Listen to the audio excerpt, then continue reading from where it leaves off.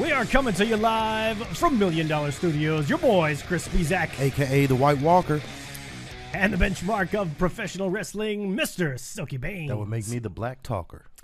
Speez and the Benchmark show on a Monday night, December 10th, 2018. We thank you so much for being with us. Everybody here on Periscope and over on the YouTubes. We hope you'll hit that subscribe button while you were there. Get to share in the program. We always appreciate that. And you can keep those super hearts coming on Periscope if you like. If you want to chip into the cause, you can also do so at the tip jar. tinyurl.com/SB tip jar. Lots to talk about tonight, Silky. We had a TLC match on Raw. I don't understand why. We got TLC coming up this weekend. We got the full card of Wrestle Kingdom revealed. We got all kinds of stuff to get through. Looking forward to that one. So if you want to get in on the conversation, you can do so on the phone lines. 832-937-4559 is the number to get in. That's 832-93-SILKY. 832-93-SILKY. So we set a goal for ourselves, Silky, before we get into the wrestling talk today. Set a goal for ourselves to get 60 toys donated for our Speez and the Benchmark toy drive, all right? And we got a lot of people in. Look at all the people in Periscope right now. I got over 30 people in the Periscopes right now. Welcome to all of you. And to those of you that don't know, we are doing a toy drive this Christmas for the good folks over at the Fort Bend County Women's Center. The Speez and the Benchmark Toy Drive 2018. And we're getting out of crunch time here, folks. Need those gifts to get here by Friday. So you can do us a solid and check out tinyurl.com/SB Toy Drive 2018. Just select that 2-day shipping on Amazon, and you know there's all the information scrolling down below there.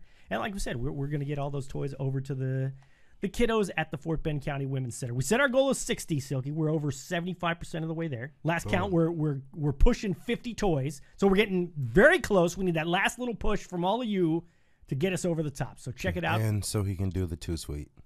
Yeah, that's not going to happen, but yeah, because he's a Grinch. Yeah, that happens. That happens for sure. So, welcome to all of you. Welcome to Get the Tables. Just saw you joining in on the... you want to shout out some of the folks over there on Periscope? So, you got a big crowd on there tonight. That's a good sign. Yeah. We got Anthony, JPQ, Kevin, Blood Girl Raven, Babaruski, Adam Awesome, and 18 other motherfuckers I can't see. A whole bunch of folks here tonight. So, welcome to all of you guys. We're glad to have you with us here on the program. We'll get...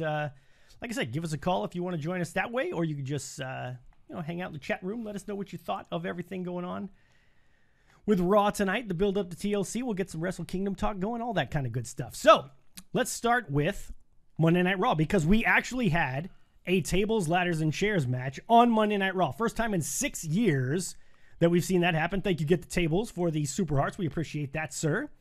So, okay, what did you think? You weren't too thrilled about having a TLC match? I mean...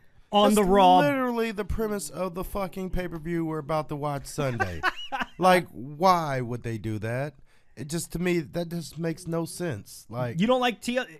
It's nice to see a TLC match, though, right? Not a week before the fucking pay-per-view. Not even a week. Listen, a few days before the fucking pay-per-view. In case you guys missed Seth Rollins' promo at the beginning of the show, as he let us know, Monday Night Raw has sucked. Monday Night Raw has, in fact, sucked. And the fact that they put a TLC match on there was pretty damn cool, I thought. It was wrong. You would be wrong. Thank you, Jeffrey Cross. Always. We appreciate your Super Heart patronage as well. Raw Creative has been reading our complaints, says Bob Ruski. Yeah, we're going to get to that as well. Okay, before we get to the TLC match, let's get to this Seth Rollins promo, because essentially it very I know much, why you want to talk about it this. very much seemed like Seth Rollins just channeling wrestling Twitter and basically saying everything that wrestling Twitter's been saying. Monday Night Raw has sucked. The ratings have been in the toilet. Everything's been terrible. And poor Baron Corbin had to stand there and, take the Vince McMahon critique. Yeah, it was just definitely something that needed to be said, and it shows that they are at least looking. They're not unaware of our complaints. No, I don't think so either. So, I guess that's a small victory for the fact that they're at least noticing what's going on. Yeah, I mean, they're not going to try to fix it or anything, because they're making so much money, but at least they do notice. Yeah, that's true. Yes, and possibly this match was because Corbin and Strowman won't happen somehow. We're also hearing some rumors, we'll get to this in a little bit, that Finn Balor left the WWE tour a little bit early, and then he might be injured as well. So a lot of injuries to perhaps talk about. Bullocks. Yeah, it could be. That could not. That would be very unfortunate. JPQ likes the hat, Silky. Thank you. He's digging on the Chicago Bulls hat. Yeah. Seth Rollins was the voice of wrestling Twitter, no doubt. I agree with you, Ravens Blood, and Baron Corbin had to sit there and take the brunt of it, which, of course, led to the two of them having the tables, ladders, and chairs match. So you didn't like the fact that they were having a TLC match, but the match itself was pretty entertaining. Match itself, I mean, it was all right. It was pretty good. I dug it. It was just, I mean, it's hard to get into with commercial breaks and stuff. For that type of match, you want to put it on your pay-per-view so it's uninterrupted. You don't want commercial breaks during a match like this. That's fair. That's fair. So, and like if the whole Heath Slater thing was completely unnecessary, I thought. I mean, especially if he's not going to win. Because, I mean, outside of being a fucking red herring and making you think, because I honestly did, like when he pushed over the ladder. I thought Baron Corbin was going to win. But then he didn't. So which certainly makes for an entertaining match. But the match was entertaining. The match didn't really need it, though. Yeah, that's true. I mean, you saw him get chokeslammed through a table. You know, the suplex looked pretty brutal on the ladder. Yeah, and when Seth was like sliding down the ladder, that didn't look good at all. I mean, they had all they needed. They didn't need that. I mean, that was for nothing, in my opinion. I think if they were going to pull the trigger and do a title change, then it would have made sense, and then you could have bought it. It would have got him some heat, things like that, for Heath Slater. I think they would have gotten crushed if they let that title change hands 6 days before the pay-per-view. I mean, hell, they did it to the WWE Championship like fucking 2 days before the pay-per-view. No, I know they have, and folks were. I mean, the only difference is somewhat unhappy about that one too. I mean, they were, but still, they don't mind seeing Daniel Bryan as champ. No one really wants to see Corbin as champ. Yeah, I would have pulled the trigger and done it because, like I feel that the Rollins and Ambrose match doesn't need a title. Like, there's enough heat there. You can pull that match off without a title, and then you get Baron Corbin, the drunk with power, putting himself in and actually using that power to benefit him. Like, you could say, and this is like, I think, a flaw in wrestling logic for the corrupt heel general manager, whatever, is the fact that they use their power, get people beat up, shit like that. But they never use it to advance their own. If I was fucking running Raw, you better believe I would. You'd be getting title shots every week. Yeah, and I'd be the fucking champ because I would make sure of it. Absolutely. I would advance my career off of that. Yeah, it doesn't make a lot of sense that they don't do that. This would have been a perfect time for him to do that, and then you still have this match with Rollins and Ambrose, which is good. It's going to be great, and then you can put someone else in there with Baron Corbin. That's fair. I just thought that, for us to actually get a TLC match on Raw, especially when Raw has been as shitty as it has been lately, as Seth Rollins said. But see, it seems like you're going back on, because one of your biggest complaints when they did the gauntlet, as good as it was that it's basically like the Elimination Chamber. You're giving us the same match before the pay-per-view. Well, I think the difference here was you're not getting the exact same guys in the match. Like, I'm not seeing Seth Rollins against Baron Corbin on Sunday. So I'm fine with that. I don't want to see the exact same guys in the exact same match 6 days before the pay-per-view. But technically, that wasn't even the exact same match. What are you talking about, the gauntlet match? Yeah, the gauntlet match was technically not the exact same match. It's still the exact same. My point is not so much that it's the same match, it's the same guys. I don't want to see the matches that I'm going to see that weekend 5 days before. I think that it should not have even happened. My personal opinion. You could have done that match and still been entertaining. Done it as a no DQ if you need all the table spots and the ladder. Because, one, it's just fucking stupid because in these type of matches, no matter how watered down you make them, shit can go wrong at any time. Yeah, but did you not get the memo, Silky? Monday Night Raw has sucked. Monday Night Raw sucked. And it didn't suck as bad tonight because we got a TLC match. No, you are what's wrong with wrestling Twitter. What are you talking about? No. You are what's wrong with wrestling Twitter. So let's move on. Silky, how dare you bring logic into booking, says Chris Rucker. Silky not wanting to put people over. I never do. Dean should have come out either during the match or after the match. I'm okay with Well, Dean he came out after. I mean, they didn't. I don't think you need to have him attack again. I think you need Seth looking strong going into the match, so the stare down would work, and he shouldn't come out during the match because he's got a title match. So if he cost him the title, then he just fucked himself out of his own title match. Pretty much, exactly. It wouldn't. Shout out to you, Peck and Rod, over there on the. I had to say that because Twitty always gets a kick out of saying Peck and Rod. Yes. So yeah, I didn't have a problem with it myself. I thought it was great. I also thought it was great that Seth Rollins called on our boys, the Revival, and said basically to Baron Corbin, "You fucking turd! You've got this great tag team in the Revival just sitting there backstage doing a whole lot of nothing. You don't know what to do with them. That's great. Seth Rollins knows what's up. Why doesn't anybody else back there? That was the one. Shouldn't have been done. That was the one thing that They're I wish would have come heels. together, and they didn't even get on the fucking show. You got your top male star out there saying, "Hey, you know what? You got these badasses in the backstage area there, just chilling out, doing nothing. You're putting them in Lucha House Rule horse shit matches, and they don't even make the cut of the show. What kind of shit is that? It's Revival shit. So I mean, It's horrible Revival shit. I mean, which isn't that saying the same thing? It is not saying the same thing, but I enjoyed it. I always enjoy when somebody gives some love to the Revival because nobody really does. But you know, never should have been said, says Bobaruski. What a shit! That was a joke by Rollins. Both of you guys are just jealous. I mean, both are Being probably a couple right. of jealous haters. Both are probably right. It should not have been said because they're like a heel group, a heel tag team. He is a face. Why is he shining them up? Anytime the Revival gets some love, I'm all about it. Say yeah! We're going to rock that all the time now. Say yeah! Start playing that shit at the beginning of the show. Say yeah! Ooh, I want to break that You like so that, bad. don't you? That's a good one. So bad. 832-937-4559 is the phone number to get in. And Jeffrey Cross, since he's the one that gave us Hungry Hungry Hippo, I even went and found the old commercial just so we could get the... Hungry Hungry Hippos! See, you can't say Hungry Hungry Hippos without thinking the... Hungry Hungry Hippos! You know that. No. All right. Oh, goodness. So you done? You done playing with new...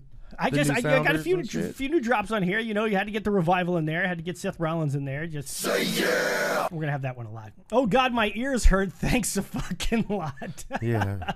It's Silky's fault with that. No. That's a horrible Cleveland impression. That was a pretty good Cleveland. That what are was you talking not about? a good Cleveland That impression. sounds exactly like him.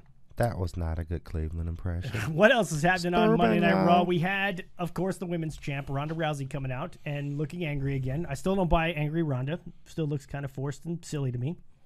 And she came out and sat in Ember Moon's corner while Nia sat in Tamina's corner, and they had their match and so on and so forth. It could just be me.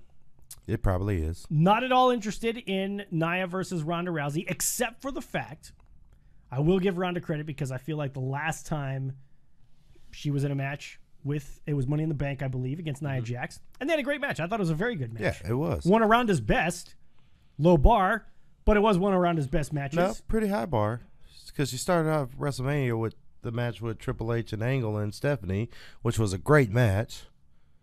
And then, so that was actually a great match. Money in the Bank. Only really bad match and it wasn't bad. It was just like it was a squash match, the one with Alexa Bliss. All of our other matches, you've got to admit, for whatever faults they have been entertaining. They have been competitive. Yeah, he makes that groan because he knows I'm fucking right. No, her match against Alicia Fox when they had a match on Raw, that was horrific. Well, except for the fucking the squash match against matches. Nikki Bella was... The match against Nikki Bella was good. It was all right. It was good. It was all right. It was good. So, but so are you looking forward to the title match between Ronda and Nia Jax this weekend? I am not. You just shit on your whole theory there. I'm sitting here saying that I'm not looking forward to it. You're saying the same thing. But I think it'll be a good match. It's just that I don't like. It's more Nia than anything. How they've been playing Nia, so it's more Nia's fault. It doesn't help that the SmackDown Live women's division is about the hottest thing going in WWE right now. So you should have got the fucking sounder from her promo on Raw. I didn't have time to get... What was that all about? That's what it sounded like when that bitch was talking. Talking about how she's going to get back. Oh, I thought you... That was Yeah, I it can't was even pretty do it. bad. It'll completely ruin my voice. Better matches the Revival. Yep. Jeffrey Cross. Then the Revival. No, not better matches than the Revival. Stop it. I mean, Stop technically, yeah. No, there's no technically to it, Silky. Yeah, I mean, you're just okay, trying to so get me you're worked gonna up say- because the Revival didn't so come you're out and gonna lose say- tonight. So, but we're not You're going gonna to have it say happen. Revival versus I'm gonna Lucha stay House positive Party on the was Revival. better than. Because those are my boys, and that's the way it goes. What's up, Ella Chica? So you're gonna say the Revival versus the Lucha fucking House Party was better than Ronda and Nia? Well, no, because Lucha that's House what it- Rules is horse shit. But then That's not there the you go. Revival's Then you fault that they agree come with to it those that horse they shit have matches? that better match than the Revival. You Better tech- matches. She says better matches. No. Of course, Better if you're going to matches. pick the shittiest Revival match out of the hundreds of matches that they've had, and Ronda's had like 6, and you're going to say, oh, okay, well, we'll take their shittiest matches, and they're better than a so-so Ronda Rousey match. Get the fuck out of here. Yeah, they're still better. They're not. They're 100%. One positive out of Raw, Revival didn't lose. Say yeah! See, you got to look for Okay. the positive. So We're gonna have to delete that. 'cause Revival's that's going to be gonna- on the 6 o'clock hour of the pre-show. Says No, Big they're not. Paws They're- on a buff. They're gonna be like shown coming in and being told that there's nothing for them. That would be great. That would be the greatest thing. Revival walking up and they'd be like, "What the fuck are you guys doing here? You know goddamn well you're not on this show. You know it." Lucha House Rules are horse shit, Babaruski. I will not take it back. And yeah, I'm with Ella Chica. That Nia scream was crazy. Yeah. It was absolutely nuts. Didn't make any sense whatsoever. But Say no. stop it. Stop it. We're not going to have any of that nonsense. Seth Rollins knows what's up. And if anybody in WWE's opinion can be taken as to what's good, I'll go with Seth It's Rollins. CrossFit Jesus. Works for me. Okay. You are what's wrong with wrestling Twitter. No, I'm everything that's right with No, wrestling you are Twitter. Not. You are everything that's wrong with people in Wrestling general. Twitter just is kind of a cesspool anyway. It's not my Yeah. fault that I have to lower myself to that horse shit. There's Juanito, our Juanito. boy, who wore the heel turn imminent shirt at Monday Night Raw, which you can get. We're doing it now? You can get your very own warning heel turn imminent Speez and the Benchmark show. Just hit us up on the Twitters at Speez Benchmark.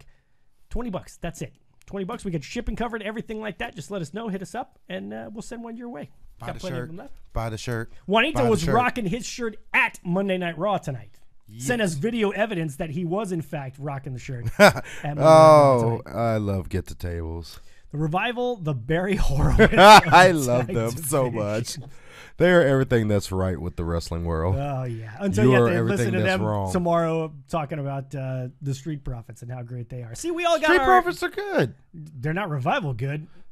Technically, they better because they got titles. Revival 2-time NXT champs, by the way. Yeah. Shitty Well, first run. Street Profits done in NXT?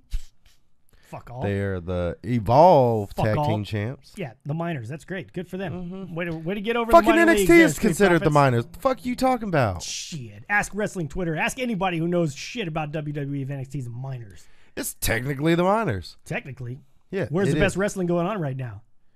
Fucking NXT. And it was going on there when the Revival And you were know champs. what? Not once, but twice, baby. You know Now it. I'm about to poke holes in that. You know Where it. do the best football generally See, listen happen? to this guy. I love you, Silky. That's because Silky just plays to the crowd. Where does the best football happen? In fucking college, right? It's widely regarded. College football players play a lot harder because guess what? They're playing for something. They're playing to get on the big time. So they play harder, just like NXT. That doesn't They're mean going to that doesn't wrestle mean their games are ass better. off, That doesn't mean that their games are better. That means that they try harder. and which makes the games better. No. Yes. I don't give a shit how much fucking Louisiana Tuscaloosa Tech plays, how fucking hard they play against Alabama. They're going to get shit hammered 112-3. And that's not a good game because they play harder.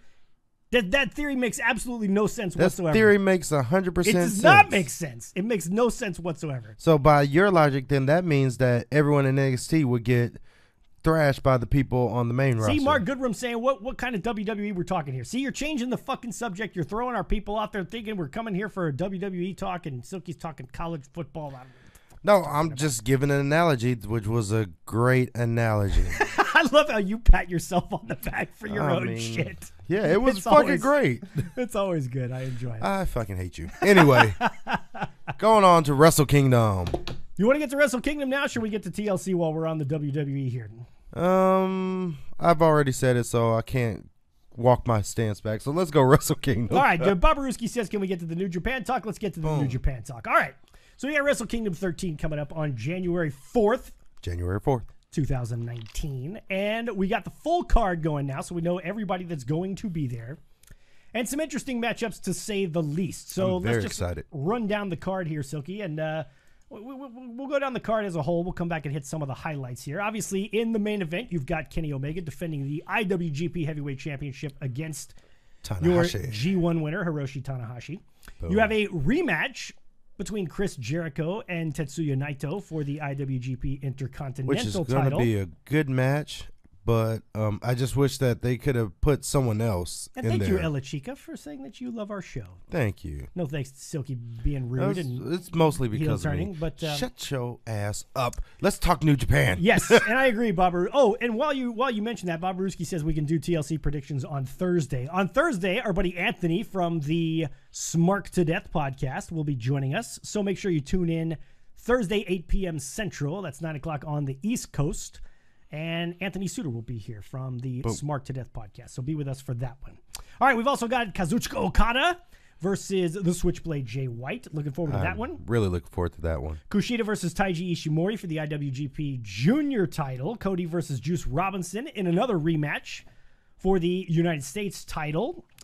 Guerrillas of Destiny versus the Young Bucks versus Evil and Sonata, who won the New Japan World Tag League for the second consecutive time in a row. Year. LIJ. A little bit of controversy about the Bucks being involved in that one, but we'll talk about that here shortly as well. You've got Tomohiro Ishii taking on Zack Sabre Jr. for the British Heavyweight Championship. I like Zack Sabre Jr. I know you don't care for him very much. I mean it's going to be a great match because I like the contrast in styles, and I mean, pretty cool. I think this is probably the first time non-New Japan title. Well, maybe, I don't know, but no, the NWA has been defended on there, but that's a Rev Pro title, the British heavyweight. Yep. So I think it's going to be good. Kanemaru El Desperado versus Roppongi 3K versus Bushi and Shingo Takagi for the IWGP Junior Tag Team titles. And the one that everybody seems to be talking about, the quote-unquote dream matchup, as Raven's Blood brings up, your never open weight title match between the champion, which me and Silky both said, when the fuck did Kota Ibushi win the never open weight championship? We totally missed the boat on that one. Kota Ibushi taking on Will Ospreay. Let's get to that one first, because that seems to be the one that everybody is talking about. I got to admit, I'm pretty fucking psyched for this one. I'm not a huge New Japan mark. I watch the as many pay-per-views as I can. Silky and I get together and watch them. But Kota Ibushi and Will Ospreay, the hype train gets going on a lot of these matches when they're announced, and a lot of times, you know, maybe they live up to the hype, maybe they don't. Holy shit, I'm all on board the hype train for Will Ospreay and Kota Ibushi. I mean, this looks like it's going to be amazing. Their styles are just so similar that I think they're going to, if they can do it without making it look so choreographed like the Ricochet Ospreay shit, I think it will be fucking amazing. Yes, I couldn't agree more. And shout out to those of you on the timeline. Feel free to chime in on this one. I'm curious to know what you think about, because that was one of the questions I was going to bring up to you. One thing that you in particular, being a pro wrestler yourself, and you pointed this out to me because it was around the time that I started working with DZW that series of matches between Ricochet and Will Ospreay started happening. And one of the complaints from a lot of the guys backstage were that shit just looks so choreographed. Like, it looks like a choreographed gymnastics routine. It looks like it was shot for a movie or some action sequence in a movie with all the dodging and flips and shit like that. And they just threw, I mean, I'm a traditionalist, so like they threw psychology out the window. And especially there was that one spot in the match the first match that went online, that went viral, that started this, where he threw Ospreay in and Ospreay threw Ricochet in, who did like a 619 and got on his shoulders and did a reverse Hurricane Rana, and then the guy got right back up and did like the Spanish Fly, and then they're both out, and you're like, what? So I guess you got like metal in your head or something, like exactly.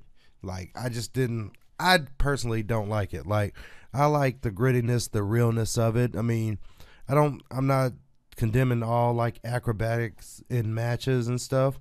I think you just need to know when and where to put it in and how to use psychology to get that in.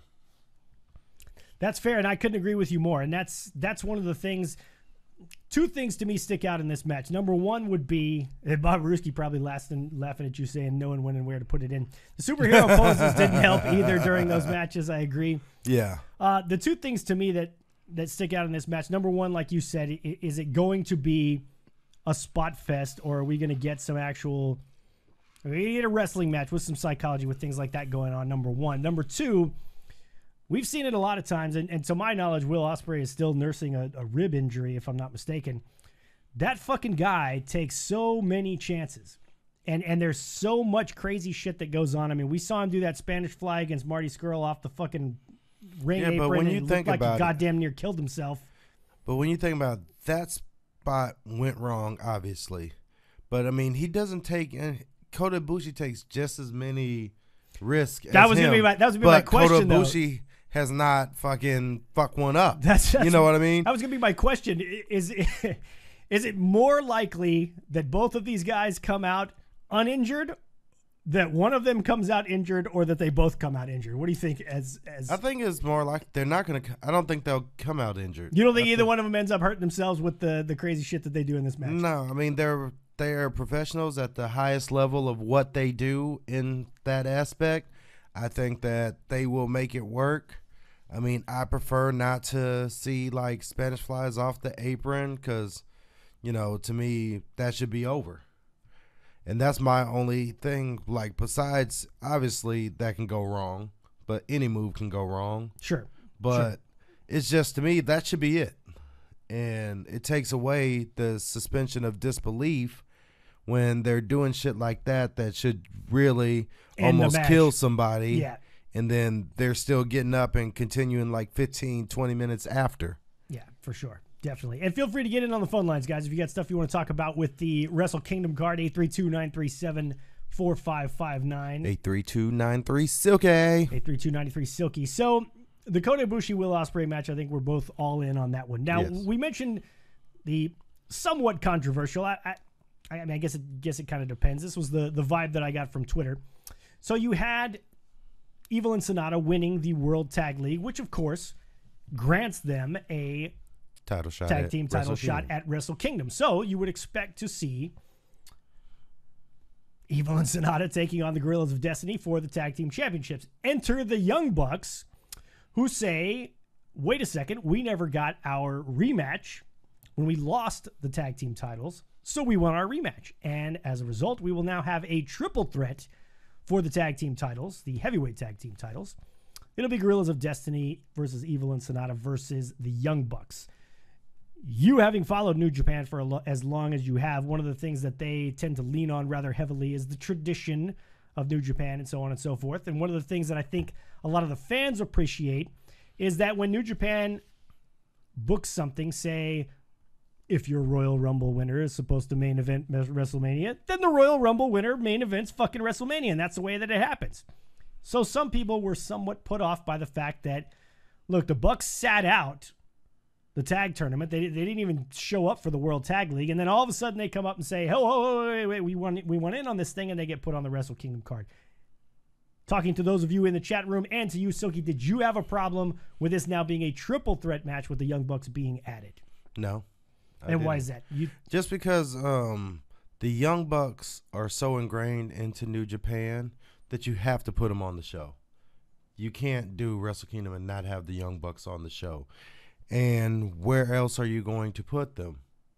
Because right now they're literally the only people they're feuding with are the ones that happen to be the fucking tag team champions and happen to have taken the titles off them.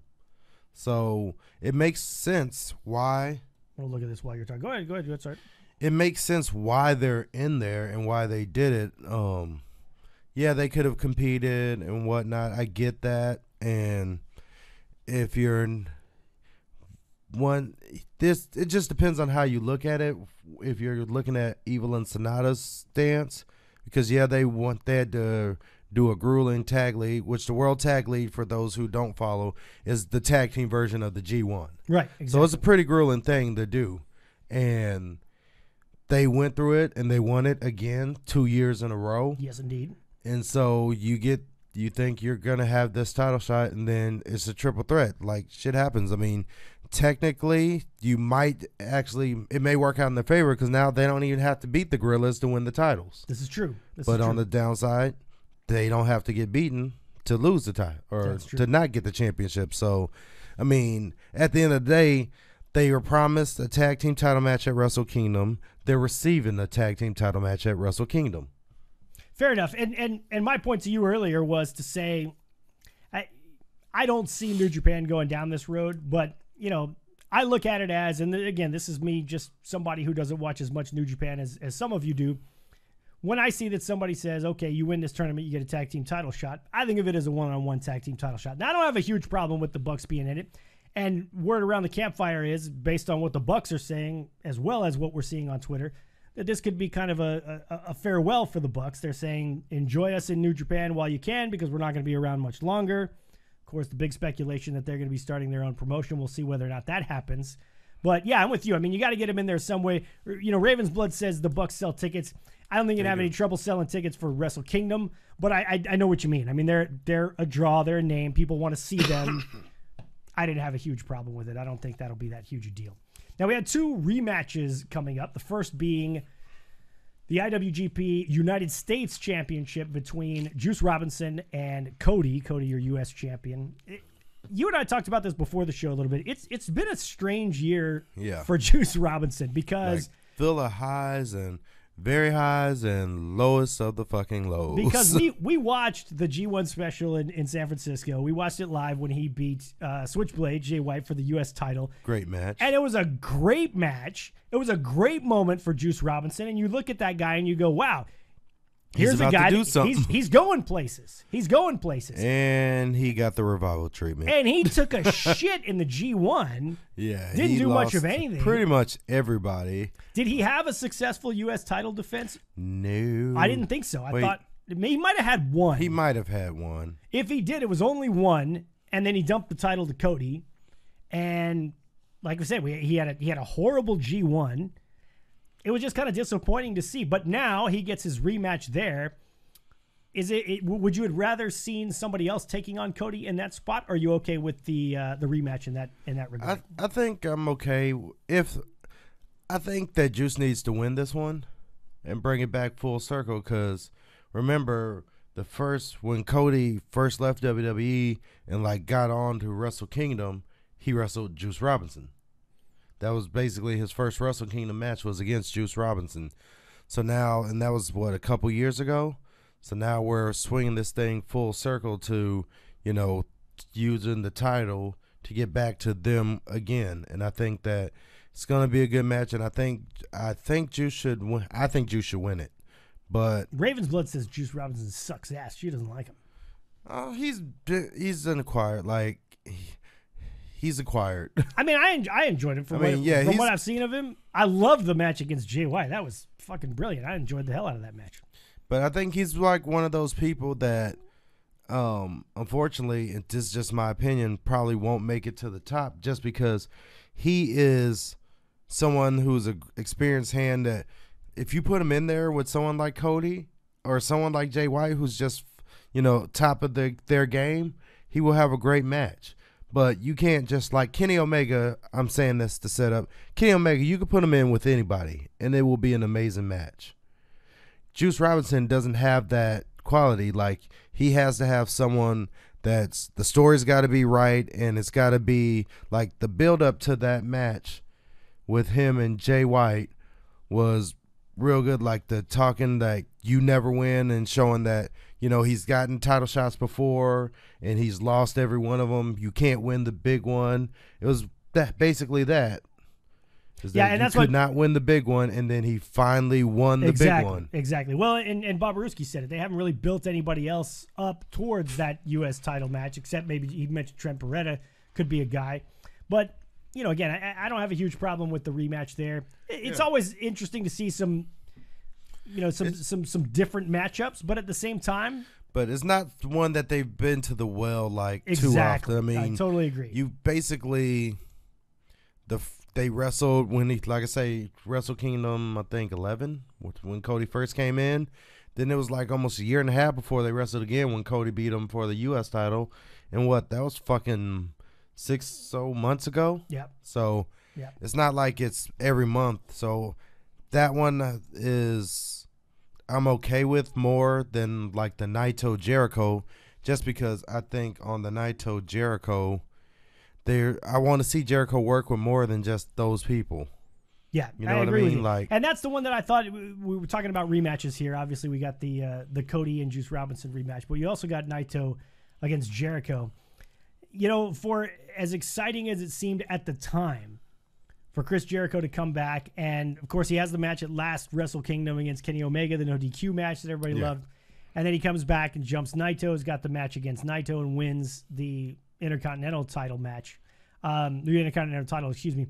He's had one defense, I believe. Yeah, against Evil, which he won.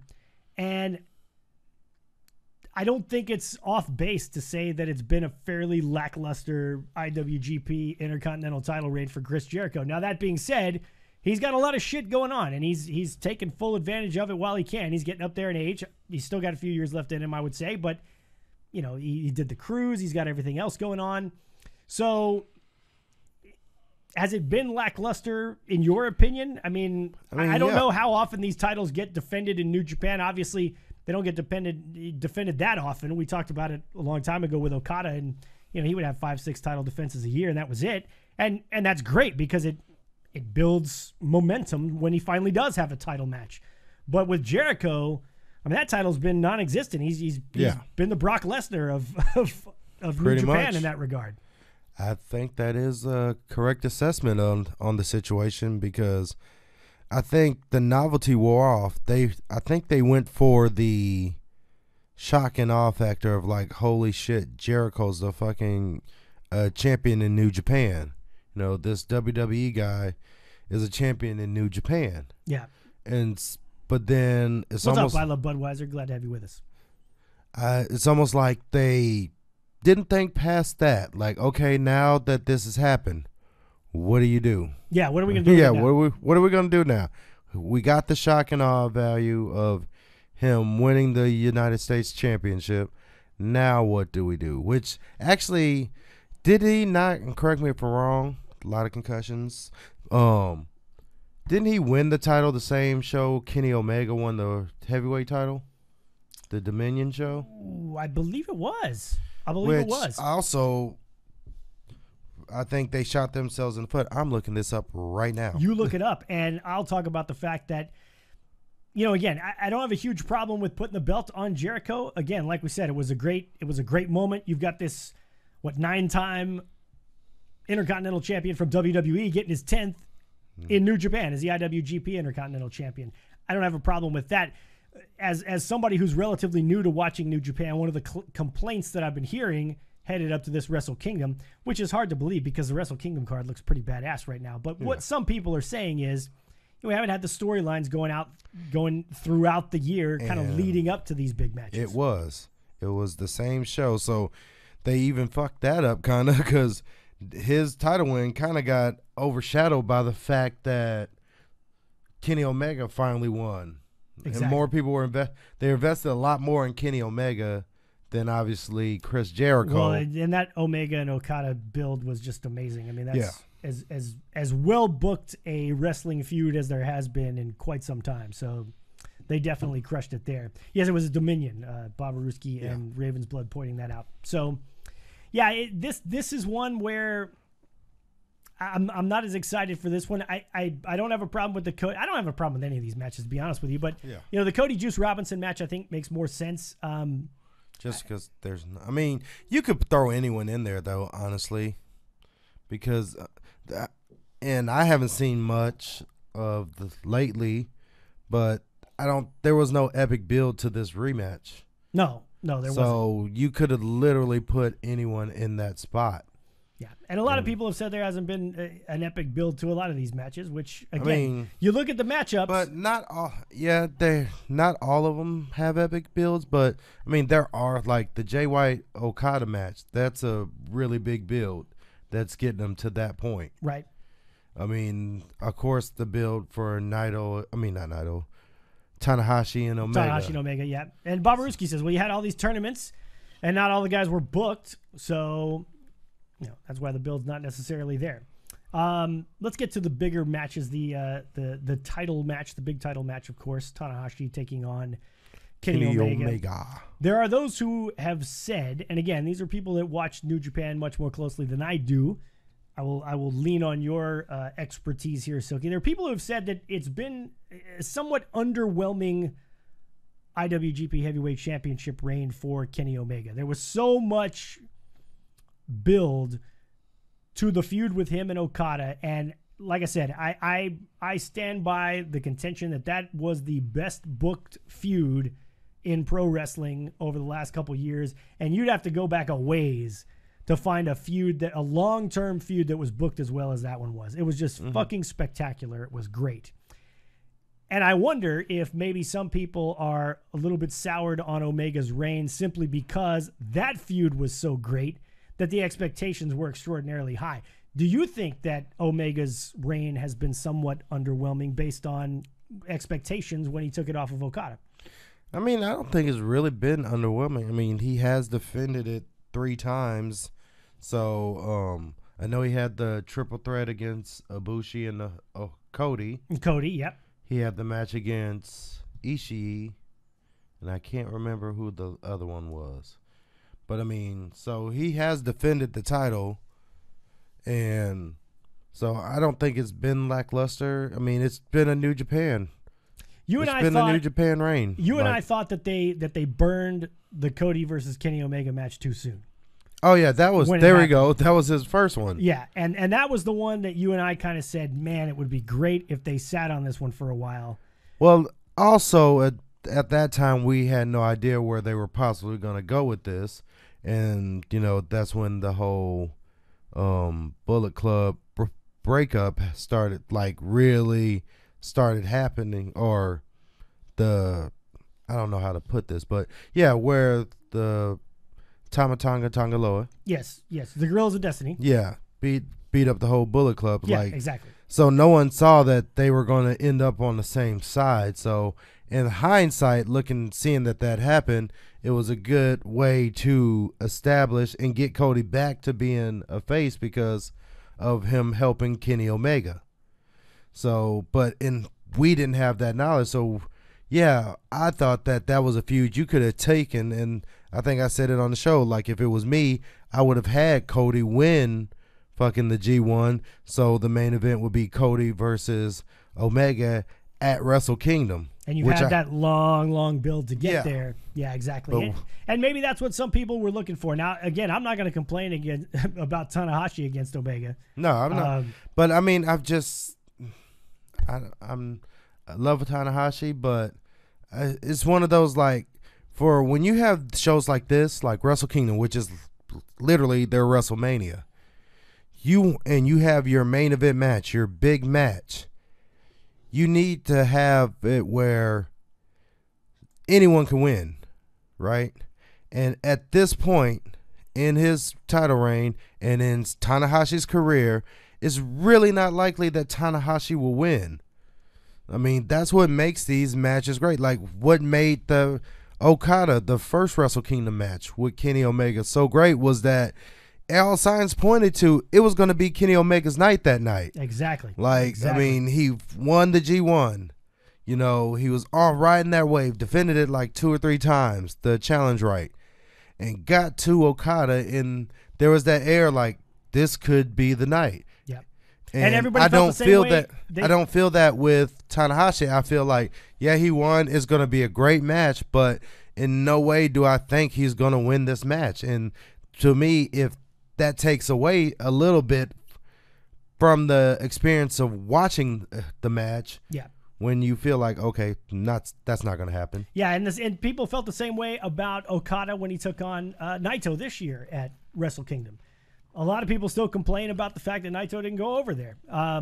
Again, I don't know how you complain about that when you see how the whole feud with Omega played out and how that title change worked. I think they made the right decision there. Yeah, I mean, they made the right, but you just don't see it happening. So the fans shit on it, or not necessarily shit on it, but it's not as good, as well received as it would have been. Like, say you had put someone like Jay White, who, don't get me wrong, this build to Okada has been great, but if, say, Jay White had won the G1 and still doing the stuff he did with, the Bullet Club and taking over, that would have been a big build, and that match would have been something to where I can literally watch and be like, it's Kenny's first Wrestle Kingdom champ. He's going to win, but I really think Jay White could actually win this one. Right.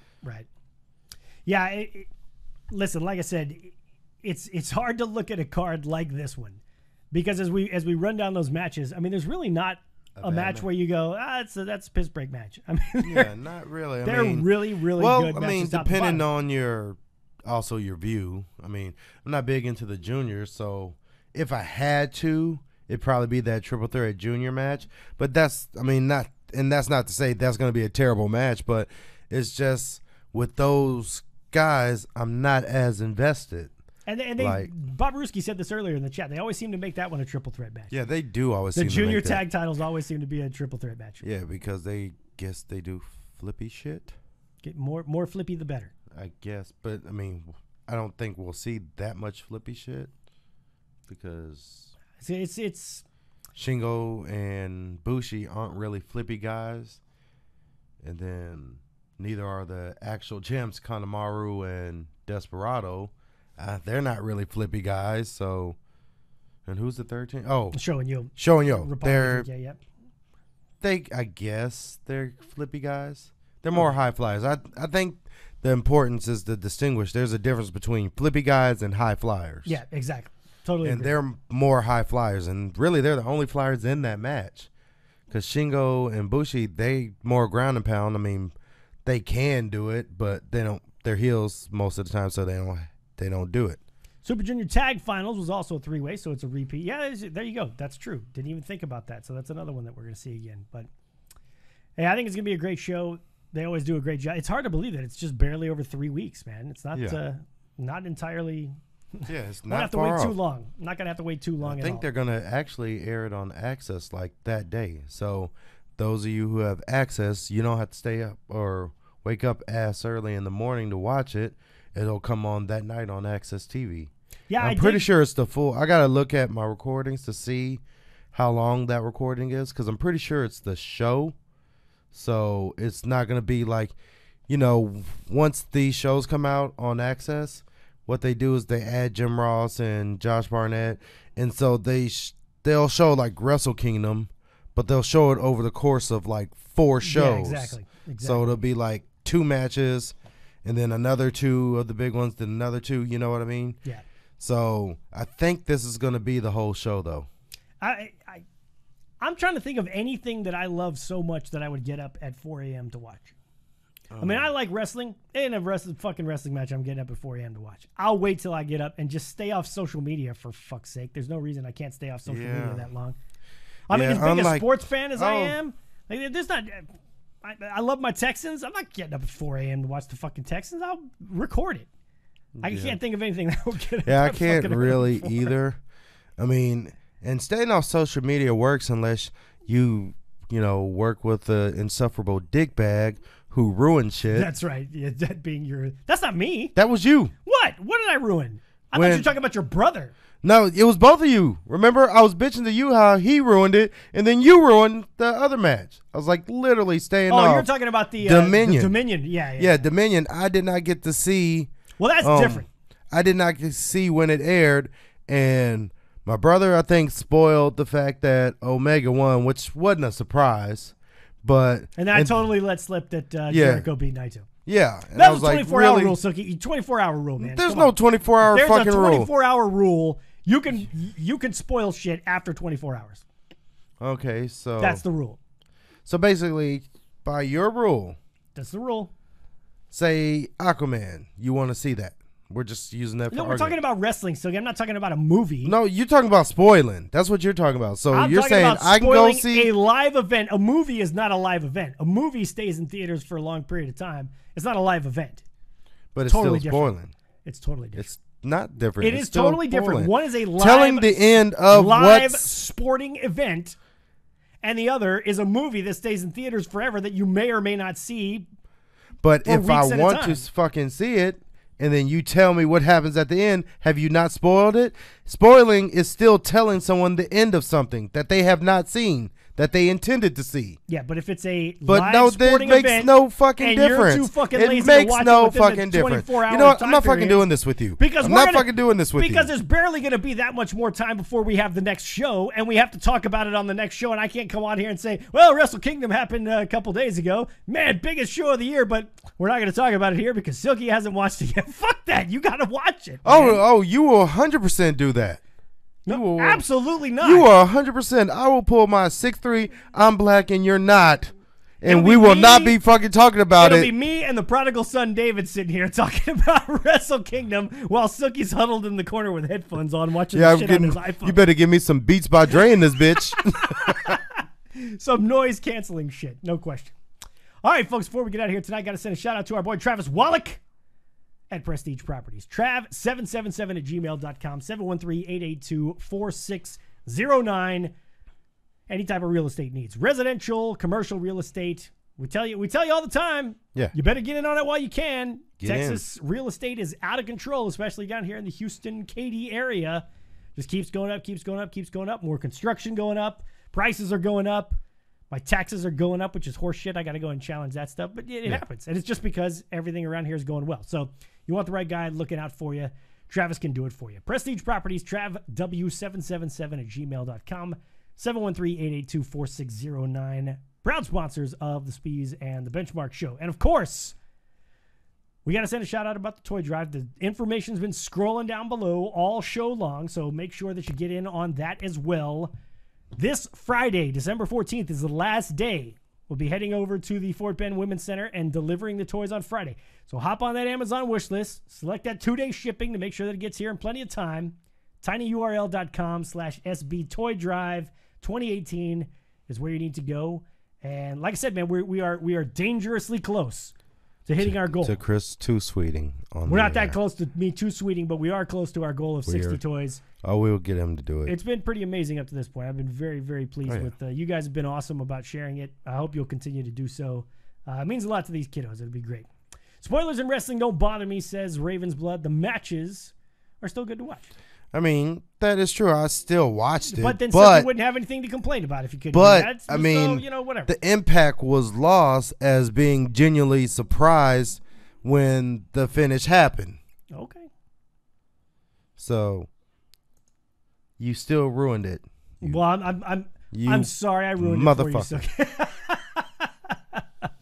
Just so you know. Oh, goodness. Well, gang, we thank you so much for being with us. We're getting close to checking out for the evening. Silky, I know you got a big tournament coming up this weekend. Got to pimp that out for all the folks here in the Houston area. Yes, I'll be at the Katy Elks Lodge for DZW Presents the Tugboat Taylor Invitational Tournament. It is a tournament that is in name of our trainer that trained me, trained the owner of DZW, a lot of the wrestlers we use. Tugboat Taylor, who passed away about a year ago, and so this is our best way to honor him. I'm in it. 8-man tournament, 8 of the best that we got to offer down here in the Houston area. Also, we've got the DZW heavyweight champion David Duperon defending his title, calling his shot as one of Tugboat's guys against one of guys I train, JT Royce. So I'm pulling for JT in that one because, you know, Duperon is a dick bag. And there we go. So come down, see it. It's going to be a great show. We're going to have some people talk about Tugboat.